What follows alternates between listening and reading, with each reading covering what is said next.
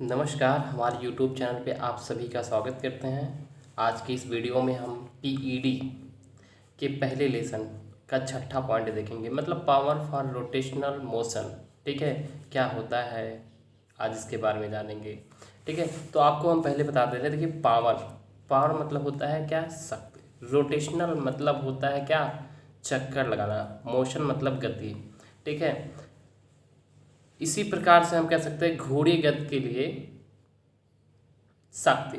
ठीक है, तो देखिए क्या होता है, जैसे आप सभी लोग को पता होगा, जब कोई भी वस्तु है अगर वो क्या कर रहा है, घूर्णन कर रहा है, तो घूर्णन करने के लिए हमें किस चीज़ की आवश्यकता होती है, पावर की आवश्यकता होती है। किस चीज़ की आवश्यकता होती है, शक्ति की आवश्यकता होती है। हम शक्ति किससे दे सकते हैं, या तो हम बिजली से दें, मतलब इलेक्ट्रिक से दें। ठीक है, इलेक्ट्रिक्स या पावर्स की आवश्यकता होती है। ठीक है, रोटेशनल मोशन के लिए। तो आज यही देखेंगे। तो देखिए, आइए देखते हैं आज। तो रोटेशनल मोशन के लिए जनरली जो होता है इलेक्ट्रिक या पावर की आवश्यकता होती है। मैक्सिमम हॉर्स पावर पर चलाने के लिए इक्विपमेंट के मैकेनिकल ऑपरेशन में मोटर शाफ्ट को रोटेट कराना चाहिए या करना चाहिए। ठीक है, तो देखिए रोटेशनल मोशन के लिए क्या होता है, समान तौर पे इलेक्ट्रिक अर्थात विद्युत या शक्ति की आवश्यकता होती है, पावर की आवश्यकता होती है। मैक्सिमम हॉर्स पर अर्थात अधिकतम अश्व शक्ति पर चलाने के लिए हमारे जो उपकरण होते हैं यांत्रिक ऑपरेशन अर्थात मैकेनिकल ऑपरेशन में मोटर शाफ्ट को रोटेट करना चाहिए या कराना चाहिए। ठीक है, मोटर शाफ्ट पर टॉर्क के संदर्भ में इक्विपमेंट का संचालन और आवश्यक है। जैसे कि जो हमारा मोटर होता है, मोटर शाफ्ट पर जो टॉर्क होता है, टॉर्क मतलब क्या होता है, घूर्णीय गति। ठीक है, घूर्णन होता है, मोमेंट। ठीक है, के संदर्भ में जो हमारा इक्विपमेंट होता है का संचालन और आवश्यकता है। तो देखिए पहले आपको बताएंगे टॉर्क। टॉर्क, ठीक है, टॉर्क जो होता है वर्क की आवश्यकता, पोजीशन के अकॉर्डिंग टॉर्क की वैल्यू निर्धारित शर्तों के अनुसार बदलता रहता है।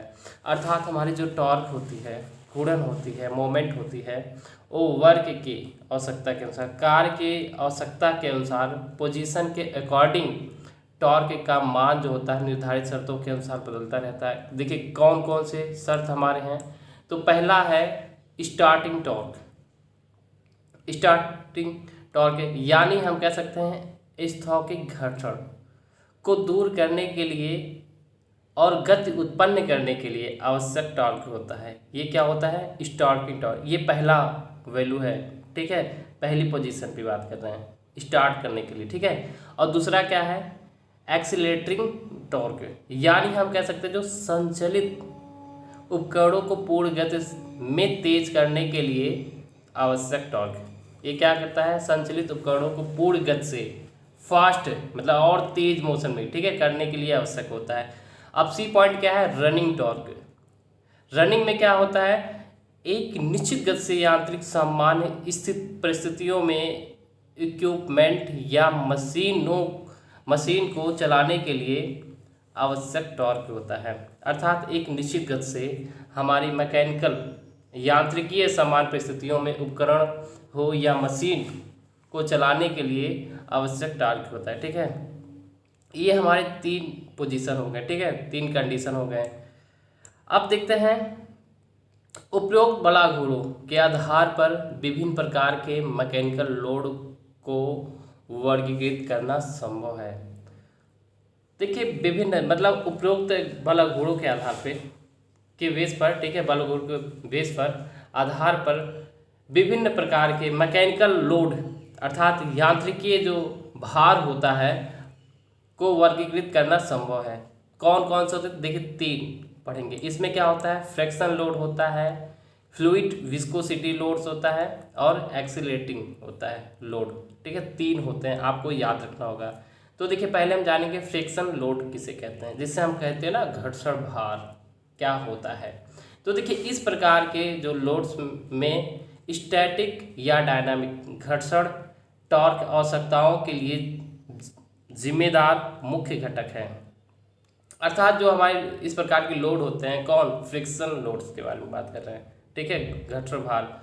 तो इसमें क्या होता है, इस प्रकार के लोड में भार में जो हमारे स्थौतिक या गतिकीय घर्षण टॉर्क की आवश्यकता के लिए क्या है, जिम्मेदार मुख्य घटक है। ठीक है, इस तरह के लोड के अधीन इक्विपमेंट, तो इस प्रकार के जो लोड के अधीन जो हमारे उपकरण आते हैं वो होता है हमारा कन्वेयर। देखिए यहाँ पे स्पेलिंग गलत हो गया है, ठीक है, ये यहाँ पे कन्वेयर होना चाहिए। ग्राइंडर, रोटरिंग फिल्टर्स, रोटरी ड्रायर्स आदि हैं। ठीक है, इसी प्रकार से आगे देखते हैं विस्कोसिटी, फ्लूइड विस्कोसिटी लोड्स। ठीक है, तो फ्लूइड्स विस्कोसिटी लोड्स जो होता है, इस प्रकार के भार में फ्लूइड की परतों के बीच विस्कोसिटी, फ्रिक्शन, टॉर्क के लिए जिम्मेदार होता है। अर्थात जो हमारा फ्लूइड विस्कोसिटी लोड्स जो होते हैं, इस प्रकार के भार में, इस प्रकार के लोड में जो हमारा द्रव होता है, फ्लूइड होता है कि परतों के बीच, जो द्रव के परतों के बीच में क्या होता है, विस्कोसिटी अर्थात चिपचिपाहट होती है। ठीक है, फ्रिक्शन टॉर्क के लिए जिम्मेदार होता है। फ्लूइड विस्कोसिटी लोड्स वाले जो हमारे इक्विपमेंट जैसे होते हैं, एग्रीगेटर्स होता है, फैंस होता है, पंप होता है आदि होता है। ठीक है, इसी प्रकार से अगला पॉइंट देखेंगे एक्सीलरेटिंग लोड्स। ठीक है, तो इसमें क्या होता है, इस लोड में जैसे आप लोग देखिए इसका मतलब क्या है, एक्सीलरेटिंग लोड जैसे कहते हो ना, एक्सीलेटर, आप लोग गाड़ी चलाते हो कहते हो एक्सीलेटर लो, अर्थात उसे त्वरित करो। ठीक है, तो इसी प्रकार से एक्सीलरेटिंग लोड्स है, भार के बारे में देखेंगे। ठीक है, तो कुछ लोड्स में त्वरण गति के लिए टॉर्क के अलावा टॉर्क का एक बड़ा हिस्सा बनाती है। ठीक है, ऐसे उपकरण जैसे होते हैं, ऐसे इक्विपमेंट जो होते हैं हमारे, क्रेन होता है, लिफ्ट होता है आदि होता है। ठीक है, अब बात करते हैं स्पीड की।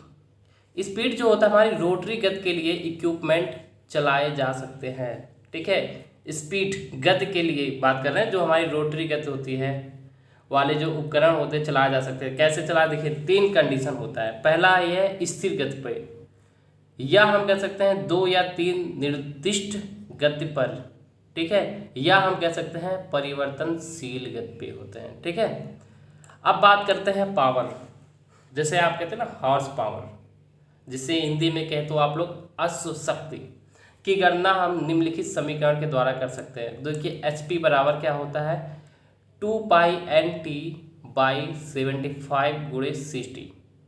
ठीक है, जहाँ पे हमारा HP जो होता है हॉर्स पावर है, मतलब अश्व शक्ति है, और जहाँ पे 2π ये तो हमारा कॉन्स्टेंट मतलब अचर पद है। ठीक है, और जो हमारा T होता है ये टॉर्क होता है।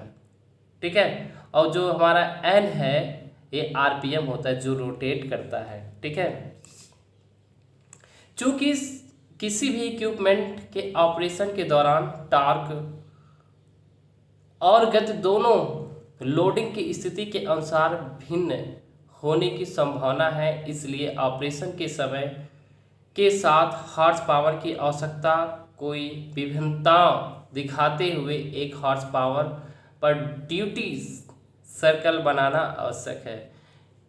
यह जो होता है इस आरेख की सहायता से है। तो देखिए ये आरेख दिखाया गया है, ये हमारा HP है। ठीक है, मतलब हॉर्स पावर है, ये टाइम सेकंड में है। ठीक है, 0 से स्टार्ट है, इधर जब जाते हैं बढ़ता रहता है, और जब ऊपर जो जाते हैं ऊपर HP हॉर्स पावर बढ़ते रहते हैं। ठीक है, तो देखिए हॉर्स पावर ये ड्यूटी सर्कल दिखाया गया है। ये क्या है, आवश्यक अधिकतम शक्ति के साथ साथ प्राइम मूवर जो होता है, प्राइम मूवर की रोटेट शक्ति का निर्धारण करें, जिसमें आमतौर पर एक इलेक्ट्रिक मोटर या टरबाइन होता है। ठीक है, बस आज के लिए इतना ही।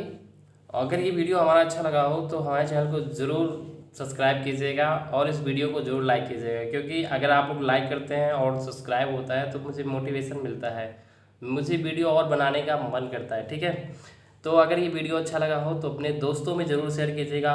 और भी जो इम्पोर्टेंट है PD के, आपको ये बता दे रहे कंडीशन, ये देखिए 6 लिखे ना, तो 1 का 6 पॉइंट है, जैसे आपके सिलेबस में है ना। अब अगले पॉइंट में डालूंगा 1.7। ठीक है, तो 1 का मतलब होता है पहला लेसन और 7 का मतलब होता है सेवन जो टॉपिक हमारा है ये 7 है, ठीक है। तो ये 6 है। तो इसी प्रकार से जो हमारे पुराने वीडियो हैं, अगर आपको समझ में नहीं आ रहा तो मैं उसे डिलीट करके फिर से वही वीडियो दूसरे तरीके से आपको बताने की कोशिश करूँगा, ठीक है।